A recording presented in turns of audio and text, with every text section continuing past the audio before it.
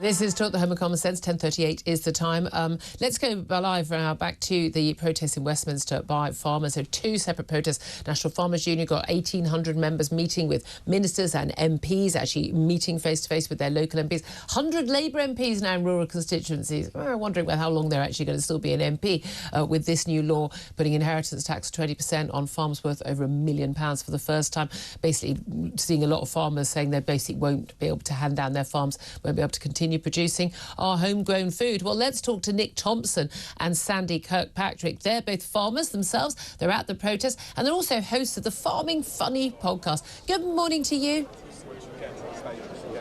Morning. And thank you so much for joining us. Well, look, what would be really helpful is explaining to a lot of people, us townies, why this new tax is going to hit so hard. It's much less than inheritance tax that most people would pay. People would go, £1 million farm?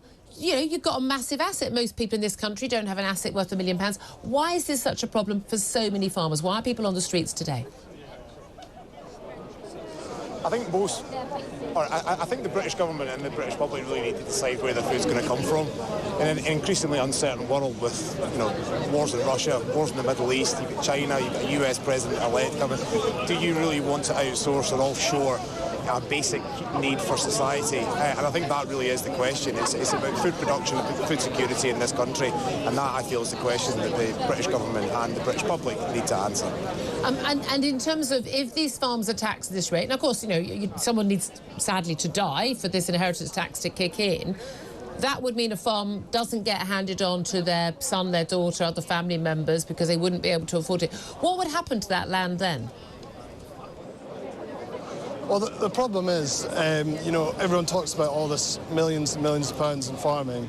We never see any of that money. That just gets handed on down. So, it's not a case that we have all that money lying around that we can hand on. So, the generation of my father handing it down to myself, we might manage to pay the tax, but certainly me handing it down to my children, we definitely wouldn't manage, and we'd have to sell land and assets to keep that going.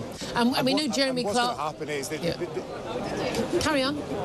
Well, I was just going to, in answer to your question, what will happen is the vast majority of farmers won't be able to buy that new land that's come to market. So you're going to get a whole load of institutional investors coming into the game who don't have the experience, who don't have the knowledge to be able to produce food on a commercial scale.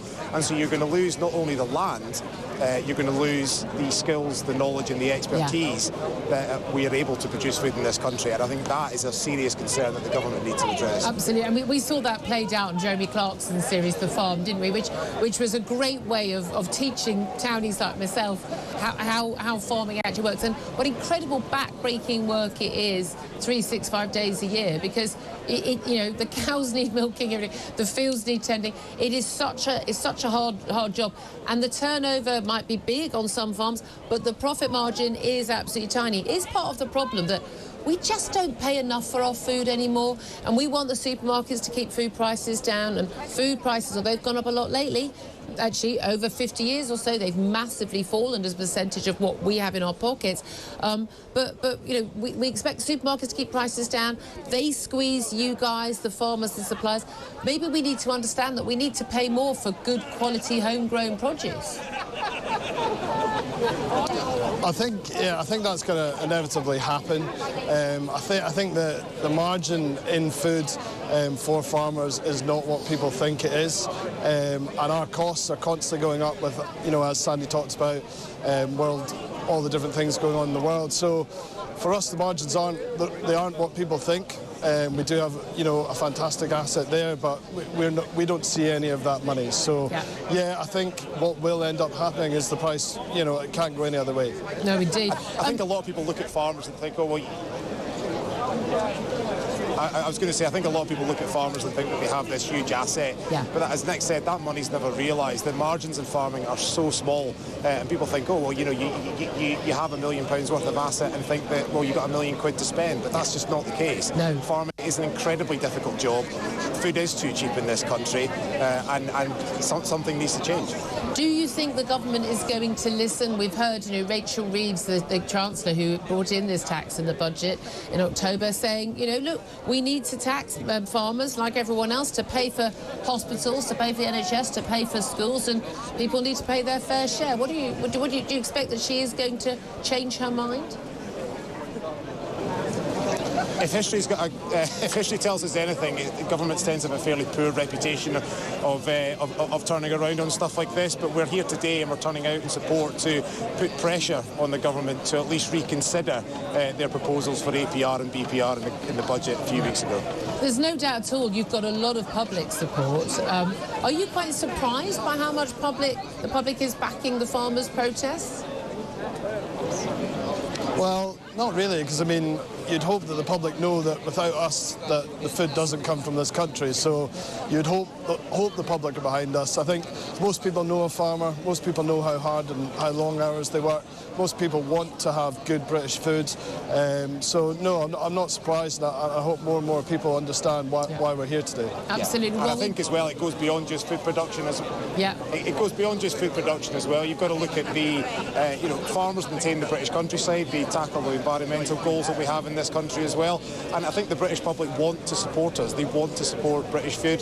They want to know where their food is grown to the highest production standards and maintaining this beautiful countryside that we have in this country. So it's not surprising that we have the support that we have, and it's great to see here today. Yeah, absolutely. There's lots of people on the streets today, not put off by the miserable, grim, cold, wet weather. You guys are used to that every day of the year, aren't you? Good luck to you on your protest. Stay dry and warm as you can. Thank you so much for taking the time to talk to us. That's Nick Thompson and Sandy Kirkpatrick. They're both farmers and hosts of the Farming Funny podcast. It is interesting, Sam, Mr. Armstrong, isn't it, that you just back in a nice, warm, dry studio. They're not going to be put off by the weather, are they, today? You get the Just Up Earl lot going, oh, it's raining, let's stay in today. Don't care so much about Gaza, some people would say, because it's raining today. Farmers are out there. This is about their livelihoods, their futures. But again, and as Nick Thompson said, first of all, there about, food security. 55% of our food in this country is homegrown. We rely on food. What are people going to do? We're just going to just import it all from Chile and Bulgaria? Sorry, but that's not safe and secure. Yeah, and by the way, we've cut our farming subsidies and we now only pay farmers in this country to quote-unquote make environmental improvements. That's all we're interested in paying them for. Put in a new hedgerow. That's all we're interested in paying them for, right? You think when we import millions and millions of tons of grain, potatoes, whatever, from overseas, that they're coming from countries with the equivalent environmental standards that we got? You think they have? Yeah. Pull the other one, right? So even if that is your concern, you're not even doing that deal. It's just the entire management of the whole British countryside over the last years has just been a walking, talking lecture in why middle-class, PPE, London graduates that sit around attending dinner parties should never, ever, ever, ever be put in charge of something about which they know little but have strong views. Yeah, but this is the thing, isn't it? I do think this is a town v countryside thing, because I do think people... See, I don't know anything about that life. I'll just say, other than watching Clarkson's The Farm, which, again, I think has educated the British public beyond anything else in terms of how hard life is and what has to be done. But that's what I find extraordinary. I just don't think people who don't understand these things should be making changes. I don't even understand how DEFRA, the Department for Environment, and the Treasury can't even agree on what percentage of farms are likely to be affected by this. Certainly they don't agree with the National Farmers Union, who say, look, they reckon 7 out of 10 farms could be affected by this, and the impact of that will be people selling their farms. Well, what happens to their farms? They're not all going to be housing developments, but the idea that the knowledge, the skills of farmers through the generations will be lost is going to be devastating for our countryside. But someone will go, oh, I'll just do a degree in that, and I'll read a book, and then I'll understand it. Well, yeah, how's that working out for you? You need your Caleb. That's what you need. You need your Caleb to help you. Yeah, but look, it's going to be people like Caleb that suffer, actually. It's going to be individual small farmers that are ones that are going to miss out. Jeremy Clarkson said he's all right. You know, look, I've got other income. I'm OK, but he's going to be there today, despite a heart problem and doctors saying do not do that. Yeah, by the way, the bigger states will just move all of their assets out of the country. They'll say it's owned by a trust overseas. And what you'll see, actually, is that the change we saw over the last 100 years, where more and more small farms emerged and farmers began to own their own land, that'll stop. We'll go back, actually, to a pretty feudal system, and that'll be the long-term legacy of this Labour government. And our countryside will look very different as well. When you look at our green and pleasant land. Well, speaking in the last few moments, the Environment Secretary, Steve Reid, who has chosen not to meet with farmers today, funny that. He said it is only right that Labour asks the wealthiest landowners and the biggest farms to pay their fair share. He says, I would emphasise only around 500 farms will be affected. The vast majority of farmers will pay no more under the new scheme. Again, that has all been disputed by the National Farmers Union.